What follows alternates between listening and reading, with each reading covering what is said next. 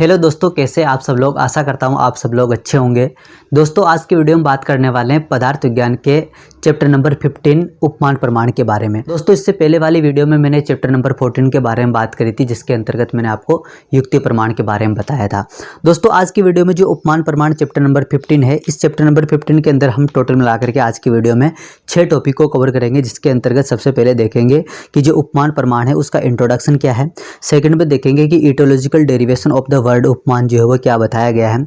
Third point देखेंगे कि लक्षण ऑफ उपमान प्रमाण क्या बताए गए हैं। एग्जाम्पल ऑफ उपमान प्रमाण जो है कौन कौन से हैं। उसके बाद में 5वें नंबर के पॉइंट के अंदर हम बात करेंगे उपमान प्रमाण के टाइप्स जो है कौन कौन से बताए गए आयुर्वेद के अंदर, उनके बारे में बात करेंगे। और फाइनली आज की वीडियो के लास्ट में बात करेंगे कि जो उपमान प्रमाण है उस उपमान प्रमाण का आयुर्वेद के अंदर एप्लीकेशन क्या है। तो दोस्तों, सबसे पहले बात करते हैं कि इंट्रोडक्शन ऑफ उपमान प्रमाण जो है क्या बताया गया है। दोस्तों, इंट्रोडक्शन के अंदर ज़्यादातर चीज़ें आपको पता है, ठीक है। इसमें सबसे पहला पॉइंट तो ये है कि उपमान प्रमाण का वर्णन जो है न्याय दर्शन ने, मीमांस दर्शन ने, प्रभाकर ने, पौराणिक ने और आचार्य सुश्रुत ने किया है, ठीक है। ये सारे अलग अलग जो है वो न्याय दर्शन हो गया, मीमांस, प्रभाकर, पौराणिक और आचार्य सुश्रुत, इन्होंने वर्णन किया है, उपमान प्रमाण का वर्णन किया है। उसके बाद में सेकंड पॉइंट जो है दोस्तों इंट्रोडक्शन के अंदर वो है इस उपमान प्रमाण की डेफिनेशन, मतलब इसकी उपमान प्रमाण की परिभाषा जो है वो क्या है वो बताई गई है। दोस्तों, उपमान प्रमाण की परिभाषा है कि ज्ञात वस्तु के स्वरूप मतलब कि समानता अथवा असमानता के आधार पर अज्ञात वस्तु के स्वरूप का ज्ञान प्राप्त करना क्या कहलाता है, उपमान प्रमाण कहलाता है। दोस्तों, जनरल भाषा में आपने सुना भी होगा कि उपमा देकर के बताया गया। उपमा देकर के बताने का मतलब है कि कोई भी एक चीज़ है, कोई भी एक वस्तु है, कोई भी एक पदार्थ है, कोई भी एक द्रव्य है, जिसके बारे में आप जानते हो, उसके स्वरूप के बारे में, उसकी आकृति के बारे में, उसकी संरचना के बारे में, हर एक चीज़ के बारे में आपको पता है, मतलब वो आपके लिए क्या है, ज्ञात है। उस ज्ञात वस्तु के स्वरूप मतलब कि उसकी समानता या असमानता मतलब कि सिमिलरिटी और डिससिमिलरिटीज़ के आधार पर अगर आप किसी भी अज्ञात वस्तु जिसके बारे में आप जानते नहीं हैं या जिसके बारे में आपने सुना नहीं है, देखा नहीं है, पढ़ा नहीं है, उसके बारे में अगर आप जानते हो, उस ज्ञात वस्तु के स्वरूप के आधार पर अज्ञात वस्तु के स्वरूप के बारे में अगर आप जानते हो, जानकारी प्राप्त करते हो, तो आपके द्वारा जिस प्रमाण के द्वारा ये जानकारी प्राप्त की जा रही है उस प्रमाण को अपन क्या बोलते हैं, उपमान प्रमाण बोलते हैं, ठीक है। इस तरह से इसकी डेफिनेशन में बताया गया है। अब मैं आपको एग्जाम्पल से समझाऊंगा तो आप इसको और भी अच्छी तरह से समझ जाएंगे। जैसे मान लो कि एक गाय है जिसके बारे में सभी लोग जानते हैं, ठीक है, कि गाय के जो है वो क्या होते हैं, 4 पैर होते हैं, है ना। उसके अलावा 2 सींग होते हैं, 2 कान होते हैं, 1 पूंछ होती है। जनरली गाय के बारे में जानते हैं, लेकिन नील गाय के बारे में लोग जानते नहीं है कि नील गाय जो है वो कैसी होती है, ठीक है। मैंने एक आदमी को समझाया कि भाई जिस नॉर्मल गाय के बारे में आप जानते हो उस गाय के जैसे ही नील गाय होती है, ठीक है।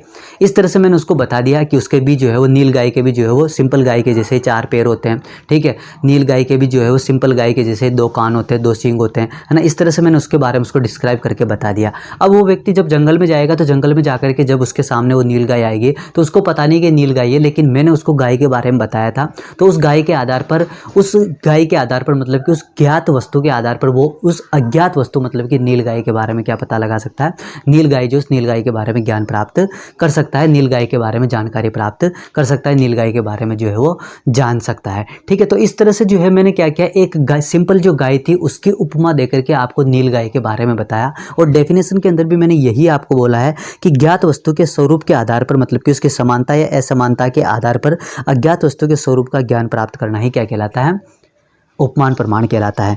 नीचे एग्जाम्पल ये मैंने आपको एक्सप्लेन कर ही दिया कि गाय को देख करके नील गाय के स्वरूप को बताना। इसके अलावा सेकंड एग्जाम्पल है दोस्तों कि बीन्स को देख करके किडनी के स्वरूप को बताना। जो बीन होती, जो सिंपली अगर हिंदी में बात करूँ तो सेब के आकृति की जो है वो किडनी को बताया गया है, ठीक है। सेब के बीज की आकृति के जैसे किडनी का स्वरूप जो है बताया गया है। तो सेब का बीज जो है वो सभी ने देखा है, तो मैं सेब के बीज की उपमा देकर के किडनी के स्वरूप के बारे में आपको बता रहा हूँ। तो इस तरह से आप इसको समझ सकते हो।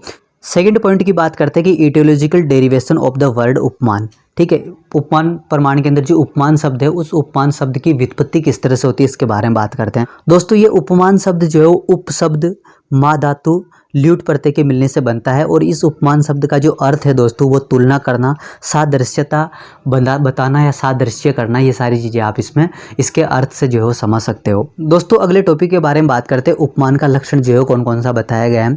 तो आचार्य चरक ने चरक संहिता के विमान स्थान के 8वें नंबर के चैप्टर के 42वें नंबर के श्लोक में बताया कि ओप्यम नाम यद अन्यन अन्यस्य सादृश्यम अधिकृत्य प्रकाशनम। मतलब क्या है श्लोक का कि किसी प्रसिद्ध वस्तु, कोई भी, ठीक है, कोई भी एक प्रसिद्ध वस्तु है, कोई भी एक फेमस चीज़ है जिसके बारे में आप जानते हो, उस प्रसिद्ध वस्तु के आधार पर, उस प्रसिद्ध वस्तु की समानता असमानता के आधार पर किसी अप्रसिद्ध वस्तु के को देख करके जो कथन किया जाता है, मतलब कि जो डिसीजन लिया जाता है, जो डिसाइड किया जाता है, जो कथन कहा जाता है ना, उस कथन को अपन क्या बोलते हैं, ओप्य बोलते हैं, मतलब कि उपमान जो है वो बोलते हैं। ठीक है, तो आचार्य चरक ने उपमान का पर्याय जो है वो किसको बताया, ओप्य, मतलब कि ओप्य भी जो एक तरह से आचार्य चरक के अकॉर्डिंग उपमान प्रमाण का पर्याय है। ठीक है दोस्तों, इस पूरे श्लोक के अंदर दो चीज़ें आपको देखने को मिली, एक तो अन्यन और एक अन्यस्य। ठीक है, अन्यन और अन्यस्य के अंदर आचार्य चक्रपाणि ने टीका की है। कोई भी एक प्रसिद्ध वस्तु जिसके बारे में आप जानते हो, उसको यहाँ पर आचार्य चरक ने श्लोक के अंदर अन्यन से बताया है, और अन्यस्य का मतलब यहाँ पर अप्रसिद्ध वस्तु तो बताया जिसके बारे में आप ज्ञान प्राप्त करना चाहते हो। आगे देखते हैं कि न्याय दर्शन के अनुसार इसके उपमान प्रमाण के लक्षण जो है कौन कौन से बताए गए हैं। तो वो है कि प्रसिद्ध साधर्म्यात साध्य साधनम उपमानम।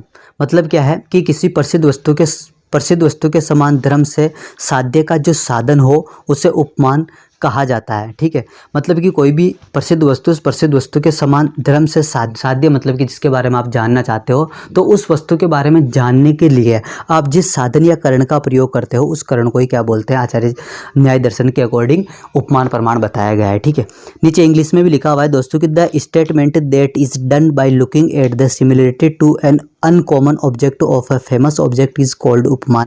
मतलब कि कोई भी एक फेमस ऑब्जेक्ट है, उस फेमस ऑब्जेक्ट को देख करके आप किसी अनकॉमन ऑब्जेक्ट के बारे में अगर कोई भी चीज़ पता करते हो, स्टेटमेंट अगर जारी करते हो उसके बारे में, जो फेमस वस्तु, उसको फेमस ऑब्जेक्ट है उसको देख करके अगर कोई भी स्टेटमेंट रिलीज़ करते हो, तो वो आपका स्टेटमेंट ही जो अनकॉमन वस्तु है उसके लिए क्या कहलाएगा, उपमान प्रमाण कहलाएगा। तो इस तरह से दोस्तों जो है वो इस उपमान प्रमाण के लक्षण आचार्य चरक ने और न्याय दर्शन ने बताए हैं। दोस्तों मैंने इसी वीडियो की शुरुआत में आपको जब उपमान प्रमाण की डेफिनेशन बताई थी, तो उस टाइम पे मैंने आपको गायकार इन सब का जो एग्जाम्पल दिया था। इसके अलावा भी दोस्तों बुक के अंदर बहुत सारे एग्जाम्पल और दिए हुए जिसके बारे में मैं बात करने वाला हूं। तो उपमान प्रमाण के दूसरे जो एग्जाम्पल और दिए उसकी अगर मैं बात करूं, चरक संहिता के अकॉर्डिंग बुक में जो पहला एग्जाम्पल दिया हुआ है वो है दोस्तों कि दंड को देख करके दंडक रोग को समझना। ठीक है, जैसे मान लो कि लकड़ी का बहुत बड़ा डंडा जो है वो नीचे डायग्राम में आपको बता रखा है। दोस्तों दंडाल्सक एक व्याधि होती है जिसके अंतर्गत क्या होता है कि व्यक्ति का जो शरीर है ना, वो शरीर पूरा का पूरा जो है एक लकड़ी के जैसे बिल्कुल फ्लैट हो जाता है, बिल्कुल सीधा हो जाता है, कहीं से मुड़ा हुआ नहीं रहता, पूरा का पूरा जो है सीधा हो जाता है। तो व्यक्ति का शरीर उस दंडाल्सक व्याधि में एक डंडे के समान हो जाता है, डंडे के जैसा हो जाता है। तो इसीलिए इस डंडे को देख करके, इस डंडे के द्वारा उपमा जो है वो दी गई है। ठीक है, और उपमा दे करके आपको बताया गया है कि इस दंडाल्सक व्याधि या दंडक रोग के अंतर्गत व्यक्ति का शरीर जो है बिल्कुल डंडे के जैसा हो जाता है। इस तरह से आप इसको समझ सकते हो। सेकंड एग्जाम्पल और जो बुक में दिया हुआ है दोस्तों वो है कि धनुष को देख करके धनुर्स्तंभ रोग, मतलब कि टिटेनस को जो है समझना। ठीक है, जब भी टिटेनस होता है तो टिटेनस के अंदर भी क्या है कि व्यक्ति का जो शरीर है ना, वो धनुष के जैसे पीछे की तरफ मुड़ जाता है। व्यक्ति का शरीर मुड़ जाता है, तो मुड़ने के बाद में जब जो उसकी स्ट्रक्चर है बॉडी की, वो स्ट्रक्चर कुछ धनुष के जैसी हो जाती है। इसलिए यहाँ पर धनुष को देख करके आप पता लगा सकते हो, या धनुष को देख करके आप उपमा दे सकते हो किसके, टिटेनस की या धनुस्तंभ व्याधि जो है उसके बारे में आप समझ सकते हो। नीचे डायग्राम में भी आप देख सकते हो कि जो व्यक्ति का शरीर है वो पूरा का पूरा गर्दन की तरफ से जो है वो पीछे पैरों की तरफ है ना, जो है वो बैक साइड में मुड़ गया है। ठीक है, इस तरह से जो है वो इसमें बताया हुआ है। इसके अलावा दोस्तों जो नेक्स्ट एग्जाम्पल है उसके बारे में मैं आपको वीडियो की शुरुआत में ही बता चुका हूं कि सिंपल जो गाय है उस गाय के कैरेक्टर्स को देख करके आप नील गाय जो है उस नील गाय के कैरेक्टर्स का पता लगाना। ठीक है, ये सारी मैं वीडियो की शुरुआत में आपको बता चुका हूँ। अब बात करते हैं अगले टॉपिक के बारे में जो कि आपके पेपर के पॉइंट ऑफ व्यू से बहुत ही इंपॉर्टेंट है। वो है कि उपमान प्रमाण के टाइप्स जो है कौन कौन से बताए गए हैं। तो उपमान प्रमाण के जो प्रकार है दोस्तों, टाइप्स है, उसके अंतर्गत 3 जो है वो मेनली इसके प्रकार बताए गए, जिसके अंदर साधर्म्य उपमान प्रमाण, ठीक है, वैधर्म्य उपमान प्रमाण और धर्म मात्र उपमान प्रमाण। साधर्म्य का मतलब है कि इंग्लिश में आप लिख सकते हो, इंग्लिश में आप देख भी सकते हो कि सिमिलरिटी बेस्ड एनोलॉजी। ठीक है, मतलब कि साधर्म्य उपमान का मतलब है कि किसी ज्ञात वस्तु के सादृश्य के आधार पर किसी अज्ञात वस्तु का ज्ञान प्राप्त करना साधर्म्य उपमान प्रमाण कहलाता है। जैसे गाय के आधार पर मैंने नील गाय के बारे में आपको बताया था। ठीक है, उसी तरह से जो बीन्स है उस बीन्स को देख करके आप किडनी के शेप का पता लगा सकते हो। ये साधर्म्य के अंतर्गत आता है। मतलब कि समानता के आधार पर अगर आप किसी को उपमा दे करके किसी वस्तु के बारे में ज्ञान प्राप्त करते हो, किसी चीज़ के बारे में ज्ञान प्राप्त करते हो, किसी ऑब्जेक्ट के बारे में अगर ज्ञान प्राप्त करते हो, तो वो क्या, कौन सा उपमान प्रमाण कहलाता है, साधर्म्य उपमान प्रमाण कहलाता है। नेक्स्ट जो प्रमाण का टाइप्स बताया गया है दोस्तों वो है कि वैधर्म्य उपमान प्रमाण क्या है, मतलब कि डिसिमिलरिटी बेस्ड एनोलॉजी, मतलब कि किसी ज्ञात वस्तु की विषमता है असमानता के आधार पर किसी अज्ञात वस्तु की ज्ञान प्राप्त करना वैधर्म्य उपमान कहलाता है। जैसे कि गधे के जैसा दिखने वाला परंतु उससे भिन्न शरीर वाला काली एवं सफ़ेद धारियों युक्त जो होता है उससे जेब्रा कहा जाता है। ठीक है, अगर मैं गधे के जैसे का मतलब होता है गधे के जैसे ही उसमें क्या होते हैं, 4 पैर होते हैं। ठीक है ना, उसके अलावा 2 आंखें होती है, 1 पूंछ होती है। ठीक है, ये भी गधे में होती है, लेकिन बात फर्क इतना सा आ गया कि असमानता मतलब कि डिसिमिलरिटी जो है गधे में और जेब्रे में कहाँ पर आपको देखने को मिल रही है कि जो काले कलर की और वाइट कलर की जो ब्लैक और वाइट कलर की जो स्ट्रिप है, मतलब कि जो धारियाँ जैसी जो आपको देखने को मिलती है वो अगर देखने को मिल रही है तो इसका मतलब वो क्या है, जेब्रा है। ठीक है, जबकि अगर मान लो कि काले कलर की या वाइट कलर की जो स्ट्रिप या धारियाँ हैं वो अगर आपको नहीं देखने को मिल रही है, इसका मतलब वो क्या है, गधा है। तो मैंने यहाँ पर जेब्रा को और गधे को उन दोनों के बीच में स्ट्रिप मतलब कि काली और सफ़ेद कलर की जो धारियाँ हैं उन धारियों के आधार पर आपको अलग अलग करके बता दिया कि ये गधा होगा और ये जेब्रा होगा। ठीक है, इन दोनों के बारे में मैंने आपको उनकी असमानता के आधार पर बताया है। ठीक है, तो इस तरह से जो है वो जो इस तरह से जो उपमा देकर के समझाया जाता है उसको अपन क्या बोलते हैं, वैधर्म्य उपमान के मतलब कि डिसिमिलरिटी बेस्ड एनोलॉजी बोला जाता है। ठीक है, in the blood smear below the cells RBC which are not round are sickle cell anaemia. Last जो इसका टाइप्स बताया दोस्तों वो है कि धर्म मात्र उपमान। धर्म मात्र उपमान का मतलब है कि यदि किसी वस्तु का ज्ञान उसकी विशेषता के आधार पर किया जाता है तो उसे धर्म मात्र उपमान कहा जाता है। मतलब अब देखो, शुरुआत में तो साधर्म्यता का मतलब क्या है कि समानता के आधार पर आपने उपमा दे करके समझा दिया, और वैधर्म्य का मतलब क्या था, असमानता के आधार पर आपने समझा दिया। लेकिन ऐसी कंडीशन जहाँ पे आप साधर्म्यता के आधार पर भी मतलब कि उसकी समानता के आधार पर भी जो है वो वस्तु के बारे में ज्ञान प्राप्त नहीं कर पाते हो और उसकी असमानता के आधार पर भी ज्ञान प्राप्त नहीं कर पाते हो, बल्कि कुछ विशेष या स्पेसिफिक उसके कुछ कैरेक्टर होते हैं, उसके कुछ जो है ना लक्षण होते हैं जिनके आधार पर अगर आप पता कर पाते हो तो वो क्या कहलाता है, धर्म मात्र उपमान कहलाता है। जैसे एग्जाम्पल लिखा हुआ है कि जिसकी नाक पर सींग हो ऐसे प्राणी को गेंडा कहा जाता है।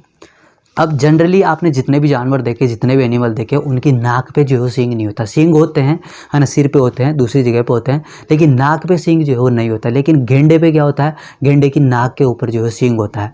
तो उसमें एक स्पेसिफिक कैरेक्टर है जिसके बेस पर आप उसको जो है वो डिफ्रेंशिएट कर पा रहे हो, उसके आधार पर आप उसका पता लगा पा रहे हो कि ये क्या होगा, गेंडा होगा। उसी तरह से यहाँ पर जो है ना एक और एग्जाम्पल लिखा हुआ है कि 2 to 5 lobes nucleus are neutrophils. अगर जो न्यूट्रोफिल सेल्स होती है WBC के अंदर जो न्यूट्रोफिल्स होती है, उन न्यूट्रोफिल्स के अगर मैं बात करूँ तो जैसे कोई भी सेल है, कोई भी सेल के अंदर अगर 2 से 5 अगर लोब आपको देखने को मिल रहे हैं, इसका मतलब वो क्या होगी, न्यूट्रोफिल होगा। मतलब कि कुछ स्पेसिफिक कैरेक्टर है जिसकी वजह से आप इसमें जो है डिफ्रेंशिएशन कर पा रहे हो, इसका पता लगा पा रहे हो, इसके बारे में ज्ञान प्राप्त कर पा रहे हो, तो वो क्या होगा, साधर्म्य उपमान प्रमाण होगा। नीचे डायग्राम भी आप देख सकते हो।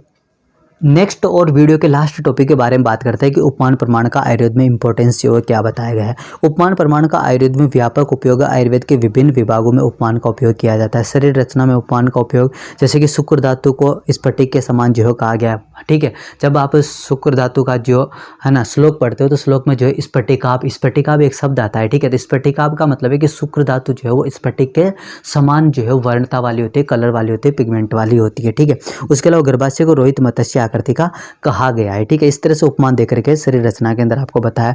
शरीर क्रिया की बात करता हूं तो मूत्र निर्मित में नदियों से तुलना की गई है। धातु पोषण न्याय जैसे कि खले, कपोत, केदारी, कुल्ली आदि का उपमान जो है वो किया गया है। उसके अलावा रस, उसके अलावा रक्त सेवन, ब्लड सर्कुलेशन की तुलना जो है शब्द अर्चो जल से की गई। इस तरह से जो है वो यहाँ पर उपमा देकर के आयुर्वेद के अंदर बताया गया है। थर्ड जो पैथोलॉजी के अंदर इसकी बताया गया वो है कि पांडु के रोगी का वर्ण जो है केत की धूल के समान होता है आम बात में, और रक्षिक दंशवत वेदनाएं कही गई। उसके अलावा महाश्वास में श्वास की गति अनमत ऋषभ मतलब कि फ्यूरियस बुल की तरह बताई गई है। तो इस तरह से अलग अलग तरह की उपमा देकर के जो है ना, हालांकि किसी भी व्याधि को, किसी भी चीज़ के सिम्टम्स को, किसी भी चीज़ के कैरेक्टर को, किसी भी चीज़ के लक्षण को, है ना, किसी भी चीज़ की डेफिनेशन को जो है आयुर्वेद में अलग अलग तरह बताया गया है। तो इसीलिए मैंने आपको उपमान प्रमाण बताया, क्योंकि उपमान का मतलब सीधा सीधा यही है कि कोरिलेट करके बताना। ठीक है, कोई भी एक चीज़ है जिसके बारे में आप जानते हो और कोई भी एक चीज़ है जिसके बारे में आप नहीं जानते हो, तो जो आप जिसके बारे में आप जानते हो उसके आधार पर आप जिसके बारे में नहीं जानते हो उसके बारे में जानने की अगर कोशिश कर रहे हो, जानना चाह रहे हो, ज्ञान प्राप्त करना चाह रहे हो, तो वही क्या है, उपमान है। तो इसलिए मैंने आपको इसके बारे में बताया। द्रव्य गुण में उपमान का उपयोग किया है। गाय के कान के सदृश गोकर्णी नामक वनस्पति गुड़ुचि के कांड के चक्कर के समान रचना होती है, इसलिए उसे चक्कर लक्षणिका कहा जाता है। ठीक है, इस तरह से इसका जो है बहुत सारा इंपॉर्टेंस इसमें बताया गया है। ठीक है, तो दोस्तों ये थी आज के हमारे वीडियो जिसके अंतर्गत मैंने बात करी चैप्टर नंबर 15 उपमान प्रमाण के बारे में। दोस्तों यहाँ पर हमारा जो जितना भी प्रमाण वाला पोर्शन है वो ख़त्म हो चुका है। ठीक है, मैंने प्रत्यक्ष प्रमाण से लेकर के उपमान प्रमाण तक आपको बता दिया, लेकिन इसके अलावा भी छोटे छोटे प्रमाण और बुक में दिए हुए हैं, जिसके बारे में बात करूँ तो उसके अंदर अर्थापत्ति प्रमाण दिया हुआ, इतिहास प्रमाण दिया हुआ, अभाव प्रमाण दिया हुआ, ये बहुत सारे प्रमाण आपको और दिए हुए हैं। इनको आप बुक से पढ़ना, अगर कहीं पे समझ नहीं आता है या फिर अगर आपको कोई भी टॉपिक है, कोई भी प्रमाण जो बचे हुए प्रमाण है उनमें से अगर कोई भी टॉपिक समझ नहीं आ पाता है तो आप मुझे कमेंट में ज़रूर बताना, मैं उनके लिए एक सेपरेट वीडियो बना दूंगा। इनमें ज़्यादा हार्ड है नहीं, जो भी हार्ड थे जिनमें ज़्यादा समझाने की ज़रूरत थी उनके बारे में आपको 3 से 4 जो टोटल प्रमाण है उनके बारे में आपको पूरा बता दिया। दोस्तों आने वाली जो नेक्स्ट वीडियो है इसके अंतर्गत हम बात करेंगे चैप्टर नंबर 17 के बारे में, कार्य कारण सिद्धांत के बारे में। दोस्तों बीएमएस फर्स्ट ईयर से रिलेटेड जितने भी वीडियो है वो मैं चैनल पर आपके लिए लगातार डालता रहता हूं, तो इसके लिए आप हमारे चैनल को सब्सक्राइब कर सकते हैं और बेल आइकन को प्रेस कर सकते हैं ताकि आने वाले हर एक वीडियो की नोटिफिकेशन आप तक जल्दी से जल्दी पहुंच जाए। Thank you so much guys.